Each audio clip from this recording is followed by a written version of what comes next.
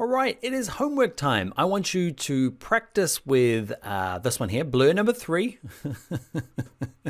You're welcome. Practice with that one, but that's not what I want you to submit. I want you to kind of practice with blurring his face, tracking it, and the number plate. Then I want you to use your own footage. Okay, so if you are uploading this for your assignments, I want to see something of your own. It can be a logo being blurred. It can be a number plate. You call them license plates. You might call them whatever you call them. Okay, so it can either be face, number plate, maybe a logo, or all of them, depending on your footage. And that's what I want you to kind of render and upload and share with us on both the assignments and project sections. Also on social media, I'd love to see what you do. What I don't particularly want to see is this one.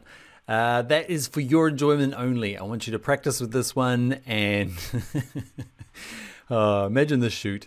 Hey, can you meet me by the beach? You don't happen to have Sanderpants, do you? Anyway, carry on. I will see you in the next video.